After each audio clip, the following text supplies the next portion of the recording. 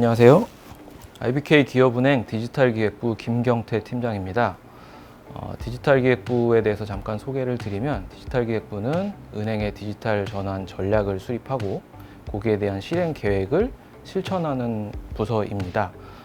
중요한 정부 정책이나 은행에서 큰 사업들은 주도해서 진행을 하고, 또한 저희 은행의 영업점과 이제 본부 직원들의 디지털 전환 업무도 같이 추진을 하고 있습니다. 제가 맡고 있는 디지털 추진팀은 그 중에서 영업점과 직원들의 디지털 전환을 맡고 있는 팀이고요. 특히 오늘 말씀드릴 RPA 업무도 그 중에 큰 축으로 진행을 하고 있습니다.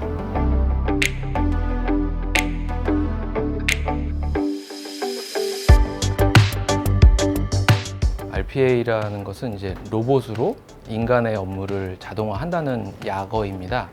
로봇이라고 하는 것이 저희가 알고 있는 로봇은 아니고 그냥 소프트웨어 프로그램인데요.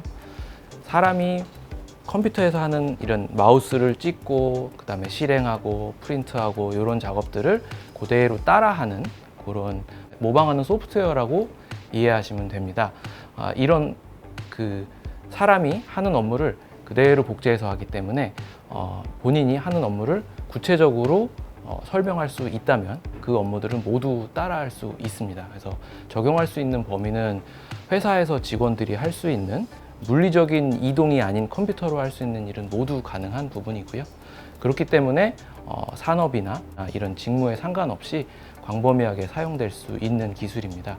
최근에 그대로 따라하는 것뿐만 아니라 약간은 판단을 하거나 어떤 기준을 정해주면 아주 일부지만 스스로 결정할 수 있는 그런 인공지능 분야도 생기다 보니까 조금 더 적용 범위가 넓어지고 있는 현상입니다. 기업은행의 큰 미션 중에 하나가 중소기업을 지원하는 업무입니다. 코로나 때문에 이제 소상공인 분도 많이 힘드시고 기업들이 힘든 일이 많이 있기 때문에 금융 지원을 하는 차원에서 올 한 해는 저희가 코로나 관련된 자금 지원이나 대출을 많이 실행을 했고요.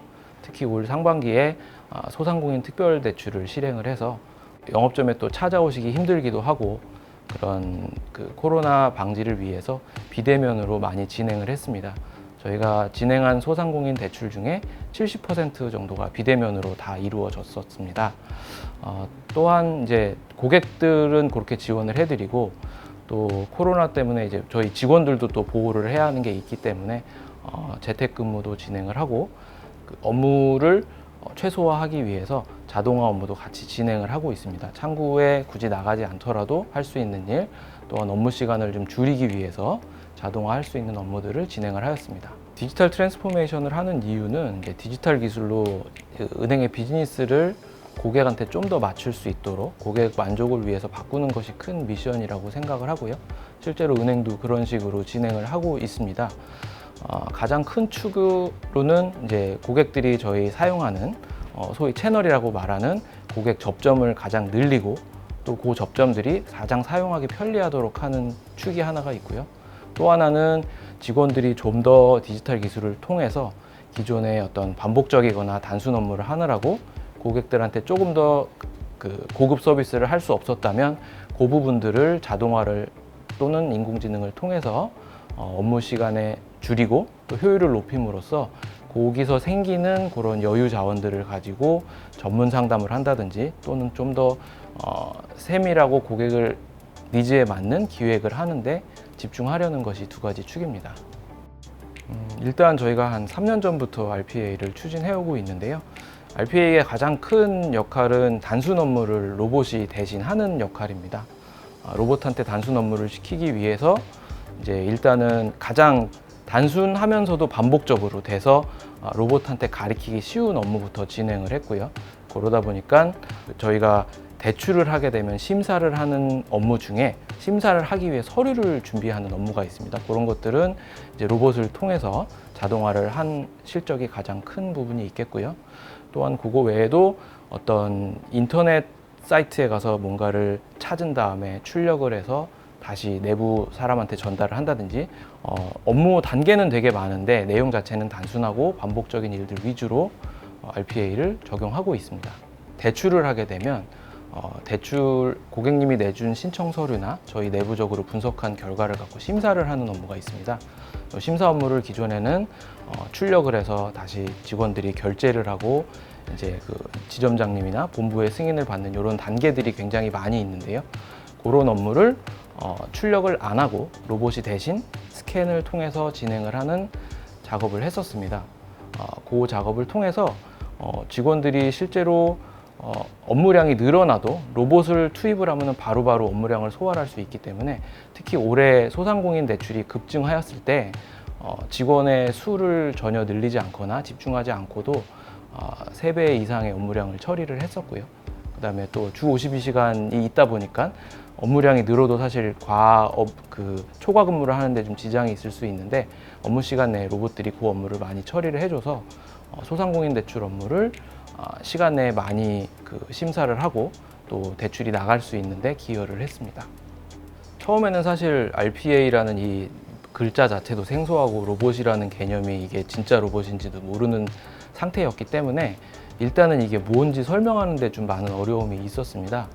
근데 이제 아까 말씀드린 시범 사업을 하다 보니까 이제 직원들이 경험을 하고 나서는 본인들도 사실 단순한 업무는 사람이 그런 업무는 하기 싫잖아요.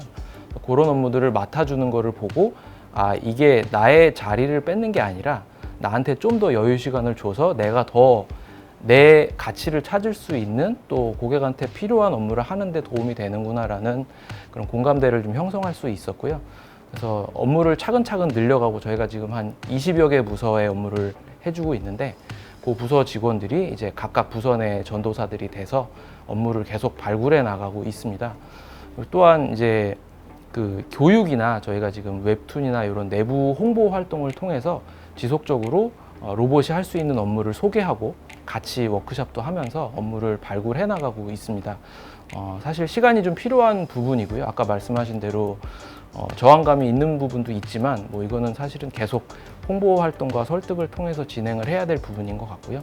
일단 본인의 업무를 체감을 하고 나면 다들 그 로봇에 대해서 찬성하는 사람들로 변하는 거를 저희가 볼 수 있었습니다.